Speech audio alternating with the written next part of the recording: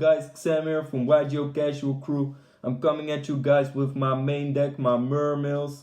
I've been testing this deck now for about half a year or more. That sounds not like a long time, but playing it every day and almost every time I play Yu-Gi-Oh! I played this deck. So I really tried to get the most out of this deck. I played all the engines, I tried everything, but I just created it to my own playstyle and how I personally think the deck just works best in today's meta game. So let's get right into it. Starting off with the monster lineup. Triple Mermail Abyss Megalo. This is your main boss monster of the deck.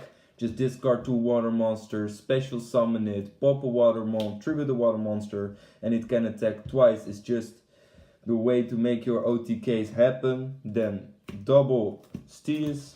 Steez is just to discard 1 and add 1. That's actually a really important card to get to your Saryuya plays or your True King of All Calamities plays, because I'm actually playing that card. Then for the other Mermails, the tiny ones, I play double guns because she's just a reviver of the deck. I've seen people play this at 1.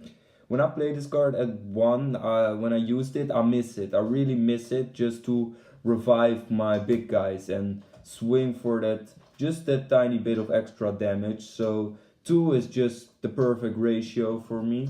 Then I played the 1 Abyss Dine, which just combos off really great with TSN, with Abyss Gun to get an extra monster on the field. She just special summons herself when she's added by the effect of a Mermail monster, and when she's special summoned from the grave, actually by Abyss Gun, you can special summon a level 3 or lower Mermail monster from your graveyard. So Gun effect, special summon this, effect dying, special summon Gun, which is just really good together.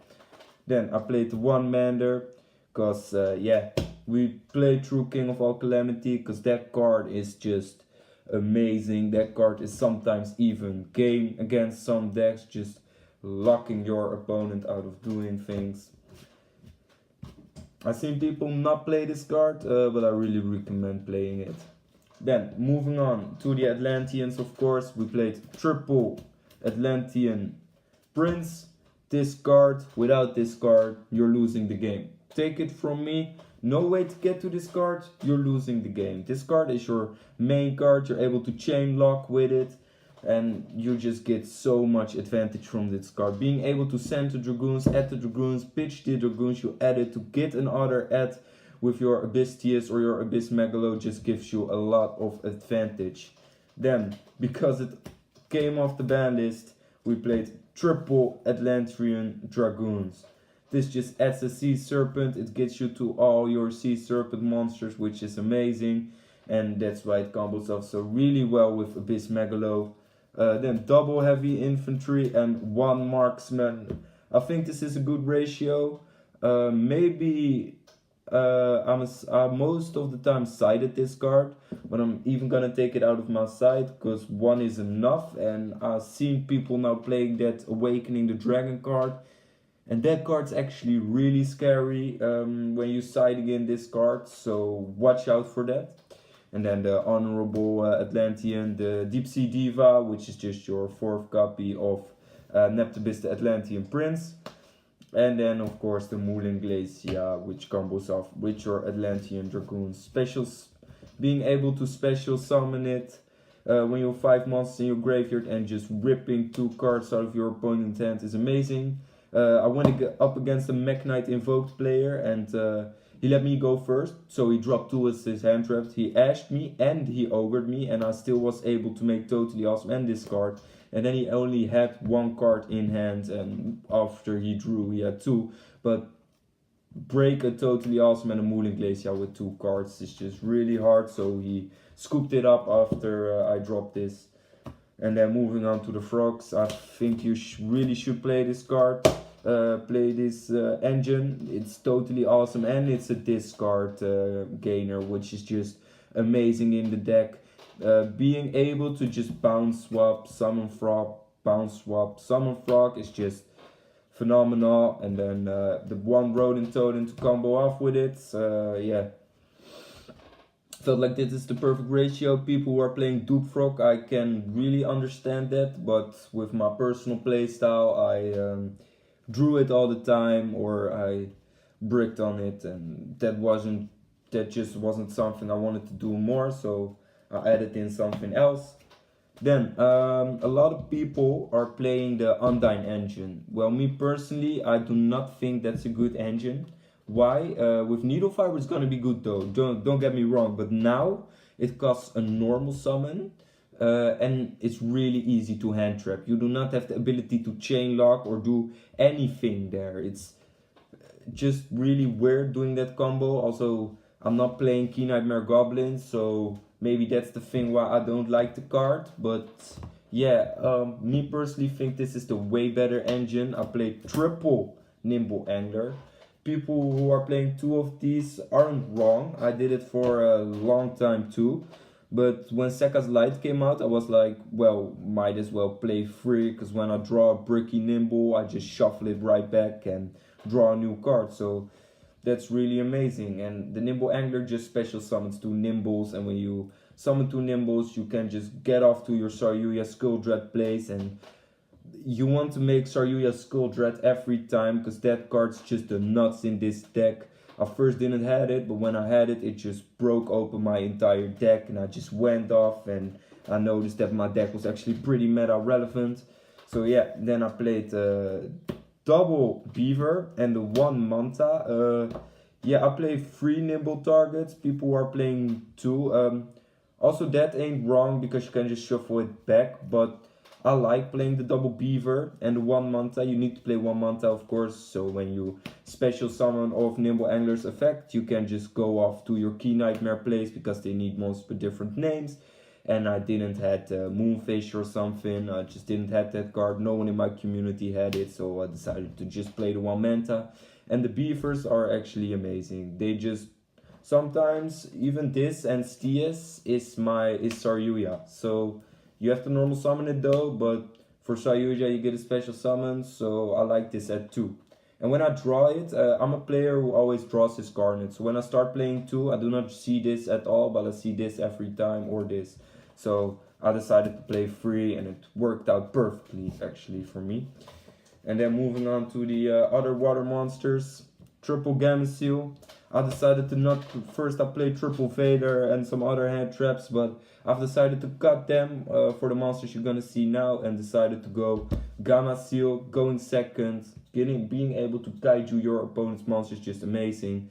And yeah, Gameciel is just a water, so it will never be a brick. You can also just discard it from the Abyss Magler or Abystius or whatever, and continue with your plays. And that's why I got the hand traps, because they don't have the ability to do that. Hand traps are good, don't get me wrong again, but me personally, I think kaijus are better in this deck, because it's a going second deck. That's why I decided to main triple Gameciel, and the moment I threw them in here, my brick potential just almost faded away. Actually, there are only some cards I brick on. Then the one Aqua Spirit for Bahamut Shark Toad Place or Abyss Dweller. And then for my spicy tech card, I played the one Fishborg Launcher. This card's just amazing. It's level 1 tuner, so with your Stias and your Megalo, it's instant synchro level 8. And you can just, it's a free special summon. This card's also why I cut the hand traps, because what it does is you can special summon it from your graveyard if you only control water monsters in your graveyard. So it's a card that I side out, of course, when my side deck cards are getting in, but for going second, it's really good, because don't sleep on White Aura Will. That card is busted, and you can also use this card for link material, of course, for Saryuya Skull Dread. So it's just a free special summon. This is instead of the Rose Nix. You can also play that, but I think it's a less good card. And then my Garnet of the deck, my Ible, but I have to play her. She's broken and she's fantastic. You can just special summon her to your opponent's side of the field, and then hope they don't have use to it. So yeah, I really like the card. For going first, it's better. Yeah, you need it for your mermaid. Then triple Sekka's Light to run off the main deck. Yeah, who doesn't like to play 3 copies of Pot of Greed in Mermail? You just have to give up a small amount of spell cards. And for me, it was totally worth it. People are looking at this card like, what the hell? This thing is broken, people. It's actually really good. Just draw 2 and then in the same turn, banish it, shuffle a monster back, draw again. Reset your hand. You have 2 reset your hand. Soryuja and this thing. It's just amazing. And then that was it actually for the main deck. A main deck of 40 cards. A main deck of 40 cards. This is for me the perfect ratio. Again, you can play the Undyne Engine if you want to. But me personally, I do not like it that much. Yes, so moving on to the extra deck. Starting off with the Link Monster, 1 Key Nightmare Mermaid. Discard a card, your water monster effect will go off, and then special summoning Ible. Well, the 1 Underclock Taker for if, yeah, just you need it if you get dropped on Ible or something, and just to make game. Key Nightmare Phoenix for back row, Key Nightmare Zebras for problematic monsters, the 1 Proxy Dragon for going first, the 1 Mistar Boy, and then of course the Saryuya Skull Dread. I had really enough on 1. Never was in the situation to make 2 while playtesting. Or I was losing that game, or I already had game on board, so I didn't have to drop that thing. Then moving on to the synchros, the 1 Coral Dragon, because discarding heavy infantry by this card's effect is just a pop 2. And then White Aura Will, because it blows up all special summoned monsters. It does piercing, it can attack twice on your opponent's monsters, and it always comes back. So when your opponents get rid of it, just banish and it will summon itself back in the main monster zone.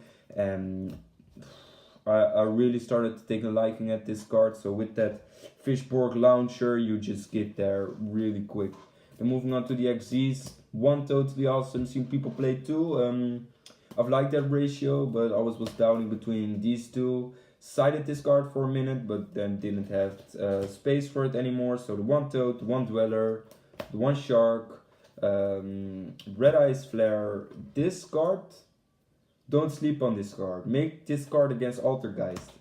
When they don't have that green one, they are taking a lot of damage. And Trickstars also, DDDs, Trickstar, Spiral, they are taking a lot of damage from this card, man. So don't sleep on it. That's the only thing I say, because I really like this card. I always make this against back row decks because it cannot be destroyed by card effect. And then the 1 Big Eye. This is just for real dirty plays, taking over my opponent's monsters and doing some dirty shit with it. And then the 1 True King of all calamities. This thing, people, play it. Just play it. It's a really powerful card. Just says to your opponent, no. It's almost as good as Utopic Saxel. I really mean it. Alright. Then, real quick, the side deck. 1 Marksman for back row, 1 but I'm probably gonna take this out. Double Lancia for Infernoid Layer, and for I sided this in against Mech Invoked. It works kinda, but not really this card, but it works against Dino real well. The 1 for 1 and the 1 Maurice and the double Mori of Greed. This goes in for my Second of Light when I side in my other cards that you're gonna see right now. Triple Call by the Grave for Mech Invoked and Troll and Lockbird Turbo decks, as I say it, because that card really is a punch in the nuts for this deck. Then the 1 Imperial Order for Brandish, Sky Strike, and then the 1 double Unending Nightmare. These 2 and Marksman are gonna be triple anti-spell. But for now, I sided in this. It worked really well though, so if you want a more budget option, you can also play these. I really recommend getting these. These are really amazing cards against True Draco. And then triple red reboot for back row decks, because just when you draw this, you get a kind of safety feeling in your place. It's just a feeling I can't describe. I dropped this thing against Trickstar and I was like, we have game. You can just see on their face, like when this thing, people playing Wiretail, which is a really dirty card, but I'm not afraid of that card. So yeah, this thing just gives you a lot of advantage in this deck. And that was actually it for the main deck. I'm gonna be taking my Mermails to my nationals who are coming up this weekend. I will tell you guys how I've done. Just a quick recap for you guys. I'm actually living in the Netherlands, so Nets are this weekend, and I'm really psyched to play. I hope I'm getting. I'm really hoping to top actually. So yeah, this was it for my Mermail deck profile. I hope you guys enjoy it. Leave some cool ideas, or if you're really not agreeing with me on the Undyne engine, just leave it in the comments. I really want to hear why you would want to play it, because it's a normal summon. I've play tested though, but it's a normal summon, which is my biggest struggle with the engine, and it's really easy hand trappable, and then you're just done. But I will see you guys next week with another deck profile, and I will then tell you guys how I did on my nationals, and I will see you guys next time. Don't forget to like and subscribe if you haven't, and check out our other videos.